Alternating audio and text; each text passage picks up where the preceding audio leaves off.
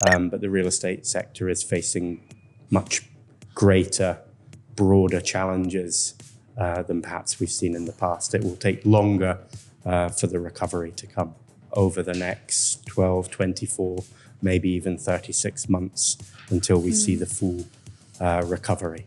Maybe more my wife. My wife's my real estate expert. Oh, really? So we've made a few good investments over the years. Not too over the top, but in general, real estate has been, in Vietnam, has been a good performer. Đây là The Insight, một podcast của Dinh, nơi trò chuyện cùng những người chủ doanh nghiệp và chuyên gia đầu ngành để cùng trao đổi và phân tích về những vấn đề đang nổi lên trên thị trường kinh doanh và đầu tư. Tôi là Lan Anh và khách mời ngày hôm nay của chúng ta là ông Neil McGregor, giám đốc điều hành Savills Việt Nam. Thank you for having me. Okay, so welcome to The Insight, Neil. Thanks so much for your acceptance to join us today.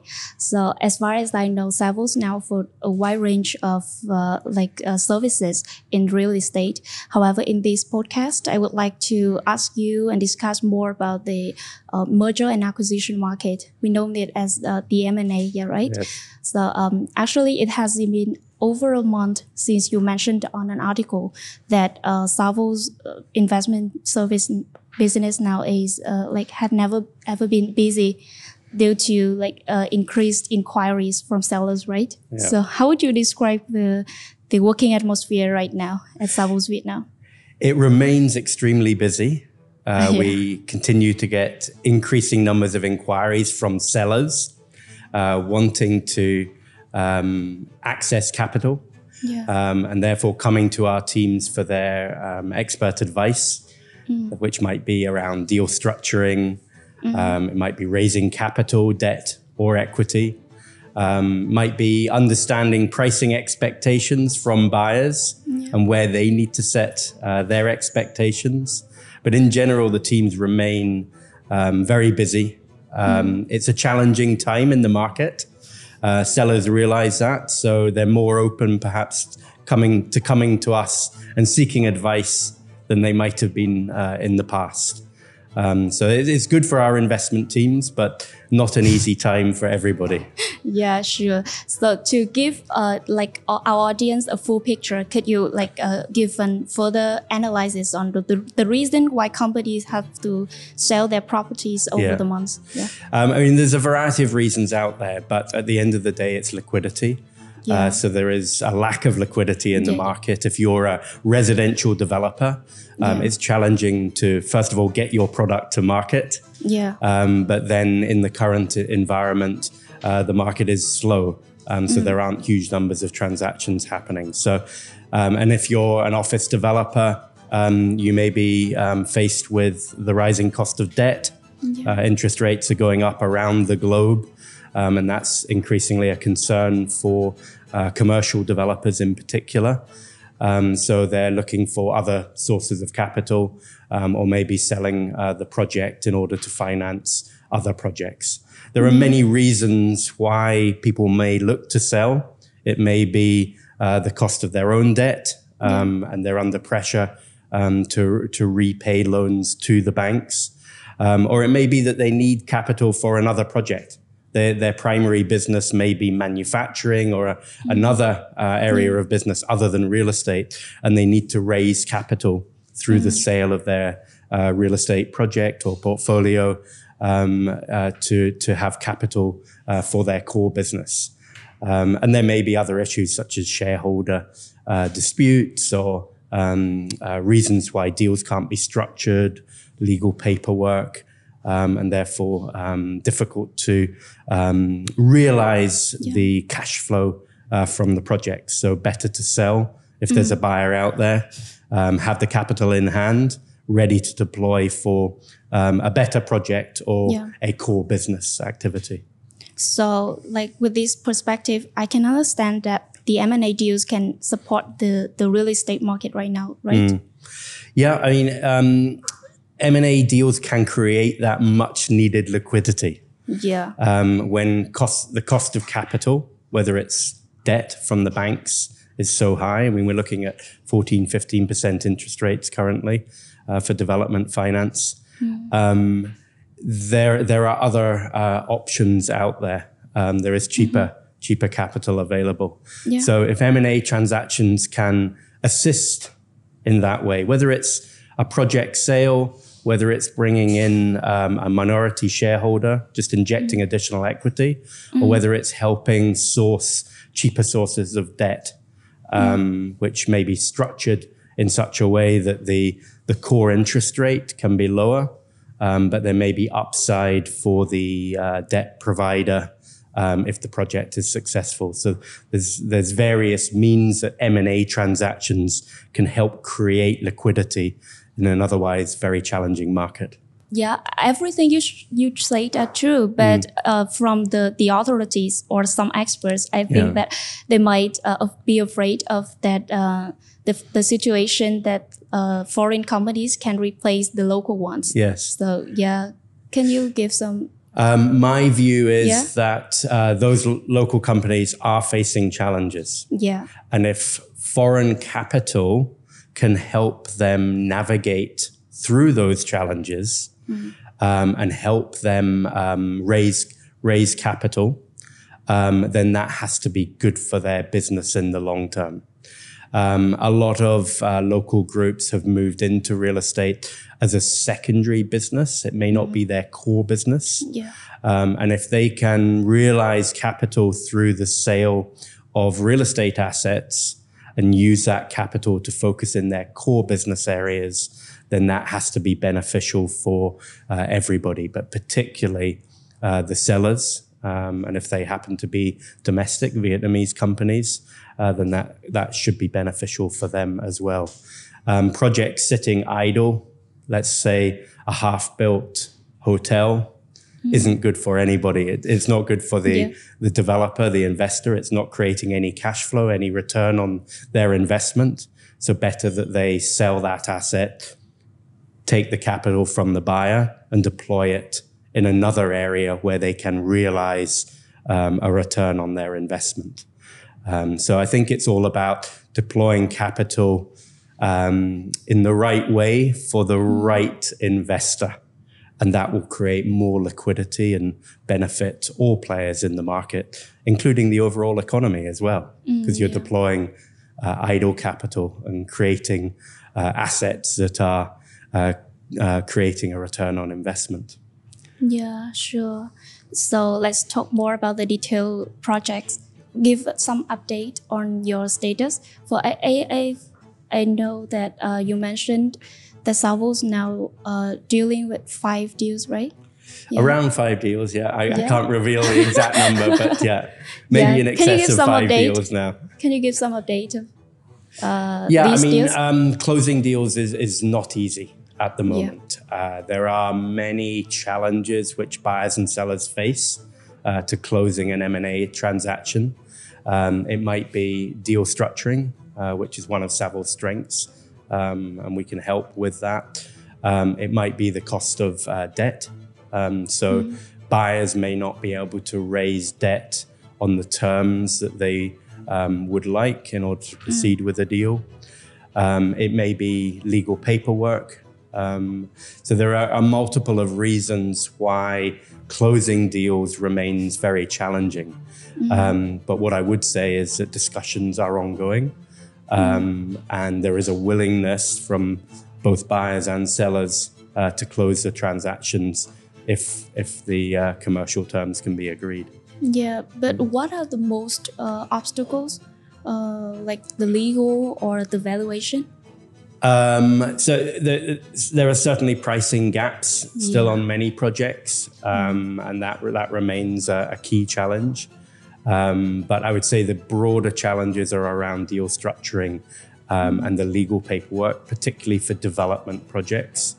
And that's an area where we hope the government can really step in and assist with a much clearer legal framework. Then a lot of these M&A transactions will be able to move much faster, and you'll have much more satisfied buyers and sellers, and then projects can move forward, create liquidity, and benefit the overall economy in the end.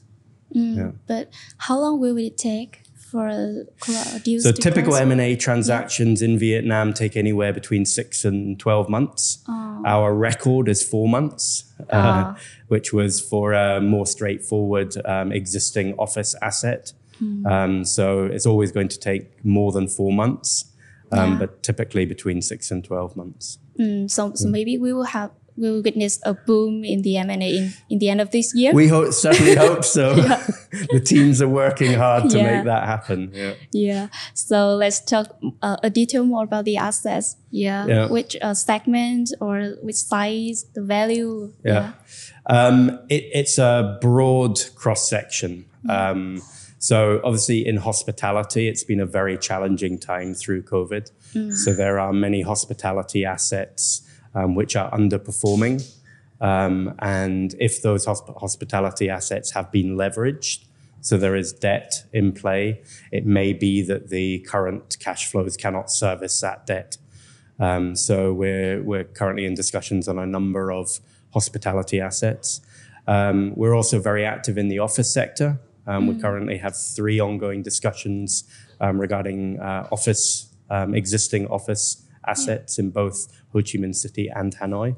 And then the last sector would be the residential development area. But frankly speaking, that's more challenging because of the legal issues and the lack of paperwork.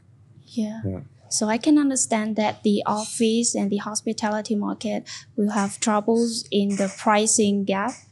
But in the residential properties will be the legal problems, right?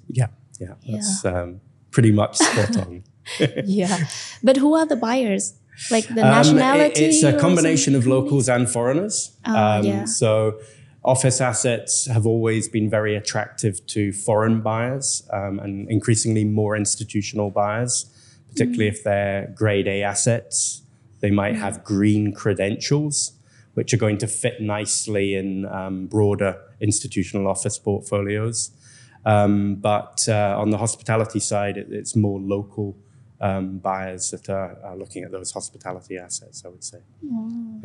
But we have both foreigners and locals in both office and hospitality. So with your over 20 years in Vietnam, right? How do you view about this? 22 years. 20 years? Yeah. Wow. So how do you view this struggling period time for the economy?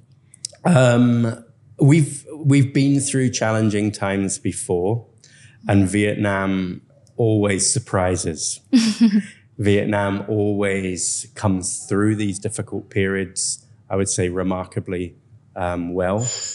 I would say, though, for the real estate industry, this time around, it's particularly challenging because there's a combination of factors. There's the difficulties coming out of COVID, which obviously has severely impacted the hospitality sector. But there's a lot of changes around the way that office space is used around the world.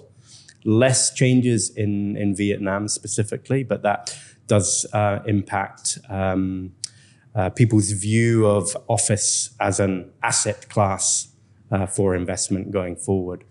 And then, of course, the rising cost of debt around the world. It's not unique to Vietnam, but in Vietnam, we do have particularly high interest rates.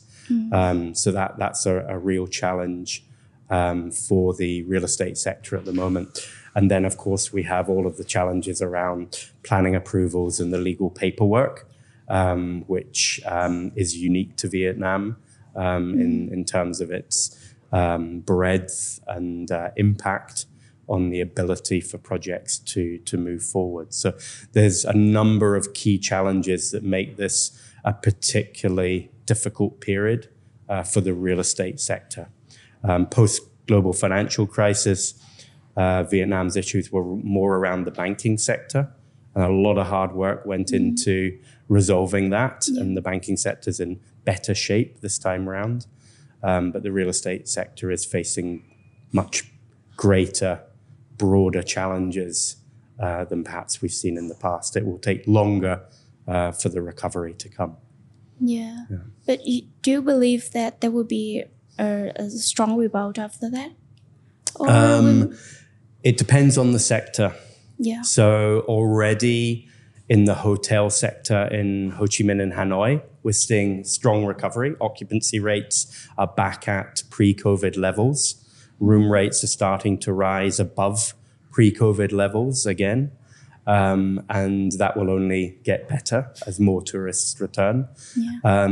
For resorts, it's a very different story. So resorts have done well from a booming domestic tourism sector, but we haven't seen the return of international tourists in the way that we would like. So a strong rebound, perhaps, if we can sort out some of the visa issues and flight numbers pick up quickly. Strong rebound in hospitality is possible. Office will be steadier. So a lot of office tenants are currently, what I would say, sitting on the fence, waiting to make decisions because they're uncertain about their own businesses and the broader global and Vietnam economy. So they're waiting to make those key decisions about moving office or expanding their office space, whether they move to a hybrid office environment or whether they stick with a more traditional office environment. So those decisions are slow.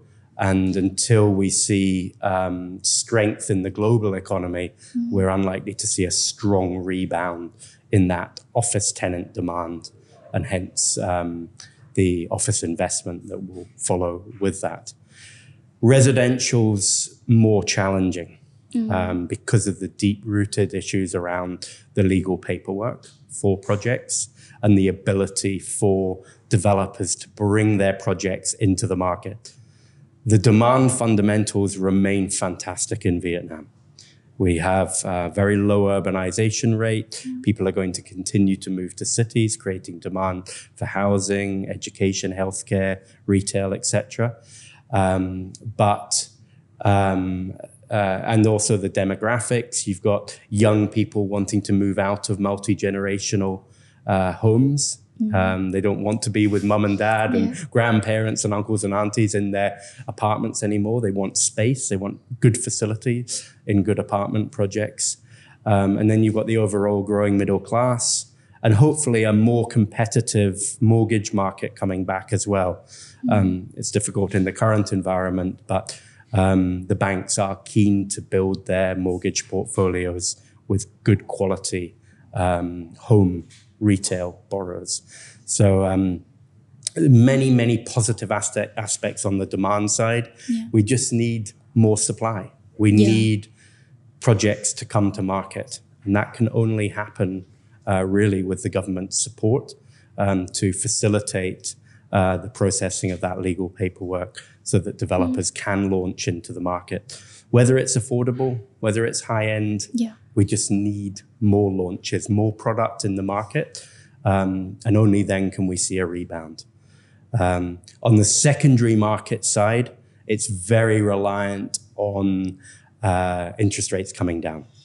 So anybody looking to buy a home is reluctant at the moment to buy on the secondary market if they have to borrow at 14-15% interest rates. It's very painful. But if interest rates can come back down to where they were pre-COVID, around 10 or 12%, then that starts to become more attractive. And then I think we'll see more liquidity in the secondary market. So I think we've got to be careful using dramatic wording around a rapid recovery or a strong rebound. It will be steadier than that over the next 12, 24, maybe even 36 months until we see the full recovery. And there's a variety of factors that need to come into play. But I think it will be okay because we can have more time to like restructure the portfolio and some. I mean the underlying demand, like I say, is there. Whether it's for hotel rooms from tourism, whether it's for office space from office tenants, or whether it's in the residential sector, demand remains very strong. And we haven't even talked about the industrial sector, which is another very attractive area of the market. And that's maybe an area once manufacturing orders pick up That's maybe a sector of the market which can bounce back quicker. At the moment, a lot of manufacturers are feeling the pain of low demand in the Western markets, in the US, in Europe, and to a certain extent, China as well. So order books are very low, but those order books will come back as demand picks up in those more developed markets. And then we'll see that manufacturing recovery. We'll start to see the industrial real estate market recover. And that could happen quicker. And that could happen as soon as the third or fourth quarter this year. Yeah. So with this market outlook, what is Servo's Vietnam strategy? Our strategy is to retain our full service platform. So all of the sectors that I've mentioned, we have very strong teams. We have dedicated industrial and logistics teams. We have a dedicated hotels team. We have very strong office leasing teams. We have our residential sales teams. We have dedicated retail teams as well. And to support those transactional teams, we've got a very strong advisory and research platform as well, who carry out the valuation work. And then at the core, currently, in terms of cash flow, we have our very large property management business. And that allows us to continue to be profitable in a difficult market, even when transactional businesses are slower and there's less transactions happening in the market than perhaps in the past. But our core strategy is to retain that full service platform, remain there for our clients, our developer clients, our occupier clients, whichever sector of the market they may be in, and whatever service they may require. So that's really the core strategy. Yeah. Be there for our clients. Yeah. Through difficult times. Yeah. Hope you can do that soon. Yeah. So, but looking back 22 years ago, I know that Servo's have many branches over the world. So why did you choose Servo's Vietnam? It wasn't specifically Servo's Vietnam. I chose Vietnam. So my story is that I had a very good friend in Hanoi who was running a tourism business. I was working in real estate in London at the time, and he persuaded me to come out to Vietnam. And we went on a motorbike trip in the north of Vietnam. And I met the person who was running the Chesterton business in Vietnam at the time. This was in 2000, the year 2000. And we got chatting, and he said, well, I have a position coming up in Saigon. Would you be interested? So I said, well, I'm on holiday. I have to go back to work in London, but let's keep in contact. And 4 months later, I arrived in Ho Chi Minh City, having never seen the place before. I'd only been in Hanoi in the north of Vietnam, and I haven't looked back. And it's now 22 years that I've been here. But why? Just like a coincidence, or? It was a hunch. I had traveled in Asia when I was younger. Loved Asia in general. Hadn't been to Vietnam. But I think it was at a time in my career, maybe I'd been working for 5 years in London. Maybe I was ready for a change, and fate stepped in. And it's been an amazing success story. When I arrived in Vietnam, the company had 25 people. Today, we are in excess of 2,600 employees. So we've been a great success story, in large part because of the growth in the real estate market. But I like to think that we built a fantastic team along the way as well. But how like the difference between the real estate in the UK and Vietnam? Faster moving. It's all a bit slow in the UK, whereas in Vietnam things can move much faster. I mean, we're in a down period at the moment, but there are periods in my 20 plus years in Vietnam where the market's moved exceptionally fast. The industrial and logistics sector in the last 5 years being a prime example. But when we first moved into the holiday home market in Da Nang, for example, It went from really nothing to one of the most attractive holiday home markets in the region. So things can change and move very quickly here. And for me as a professional, it's fascinating to be involved in such a broad range of projects. If you're working in real estate in the UK, you're typically only working in the office sector or the industrial sector in a given geographical location. But here in Vietnam, we get a taste of so many different projects, different clients, different nationalities of clients, projects from the north in Van Don all the way to Phu Quoc in the south. And that's fascinating. So more challenging and also more interesting, right? Yeah, absolutely. But how about you as an investor, a real estate investor, I guess, with your over 22 years in Vietnam, you must have some kind of investment in property? Maybe more my wife. My wife's my real estate expert. Oh, really? But yes, we own the house that we live in. It's been a fantastic investment. We love where we live in Phu My Hung. But we also have a holiday home in Ho Cham. So we've made a few good investments over the years. Not too over the top, but in general, real estate has been, in Vietnam, has been a good performer. Yeah. So can you review some of your requirements to choose these I think for me, whether I'm buying to live in reality or whether I'm buying as an investment, the first question I always ask is, would I live in the apartment? Is it somewhere that I would want to live? If it's a piece of land, is that somewhere that I would like to build a house to live in? If you don't want to live there yourself, maybe other people will say the same thing. So I think that's the first question I ask. If you believe that it's somewhere you would want to live, chances are the value will go up because other people will think the same thing. Good advice. But yes, so your wife is Vietnamese, right? My wife is Vietnamese, yes. Yeah, originally from the north of Vietnam.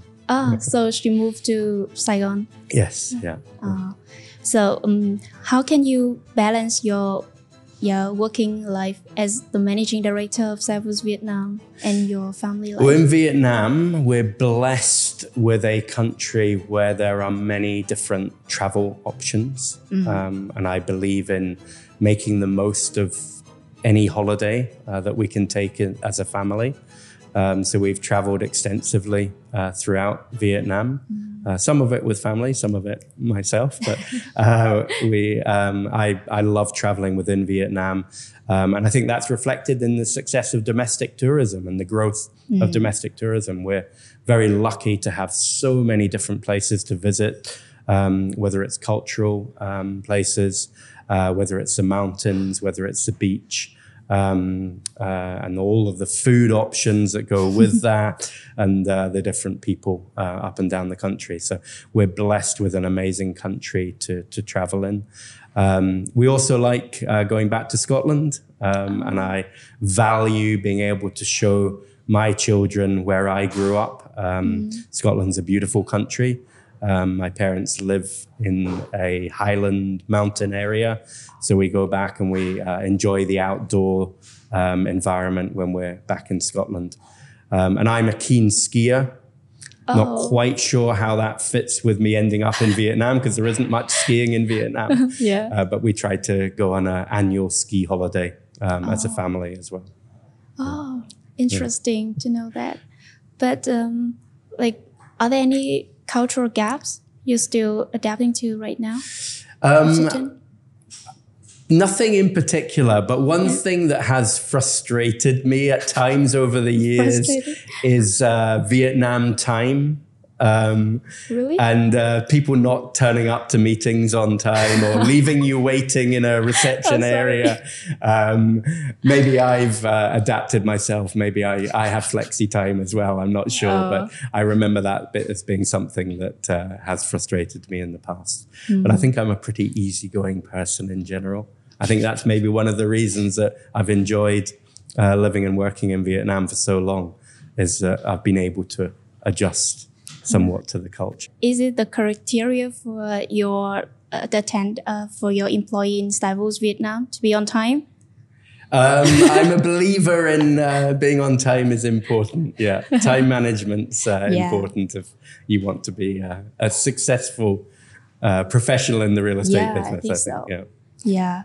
Maybe not Japan time, a little bit more flexible. But how about your hobbies? Besides, is there anything you have to quit when you move to Vietnam besides skiing? There's not so much fishing, which I enjoyed. So my type of fishing is fly fishing. Fly fishing? Vietnamese fishing is a little bit different to what I grew up with. I actually picked up cycling when I came to Vietnam, road cycling. Yeah. And that's something I've really enjoyed and has helped me keep a little bit fitter than I might be otherwise. And we have a really fun cycling group that we cycle with each weekend. Sometimes we go to places like Bảo Lộc, or I was on a charity cycle ride back in March up in Phu Long and Mai Chau in the north, which was beautiful. So yeah, cycling's been a great passion here. I'm a little bit embarrassed as a Scotsman that I learned to play golf in Vietnam because Scotland is the home of golf. Yeah. When I came to Vietnam and learned how to play golf, my golf's still terrible, but I did enjoy playing golf in the past. Less so now, but more cycling at the moment. Yeah, thank you so much for your presence here today. We're so happy to have you here. Yeah, but as the last brief question, could you give some advice to the companies in the real estate market right now? Yeah. Yeah. Many people are facing a lot of challenges currently. And I think the key is to be open to asking for advice. Yeah. There are many people out there that can assist. And I hope that Savills are an important part of that. But it is possible to navigate these challenges with the right advice, with the right strategies in place. And that's what companies like Savills are here to help with, whether it's helping with market research, just to understand the dynamics of the market, how long a given sector or given project may take to recover, whether it's raising capital that we've talked about a lot today, M&A activity, what's the right strategy for a given business. And it's very different from one business to another. So adapting the right strategy for the given investor or project. And that's again where we can help. But yeah, there are plenty of people out there that can help navigate these difficult times. So don't be afraid to ask for advice is my key. Yeah, and I'm sure direction. Savills Vietnam is one of the leading real estate we services certainly company. hope so. We believe so. Yeah, so hope you get some more success in the future. Great. Yeah, thank you so much. Thank you very much. Yeah, Thank you for having me. Yeah.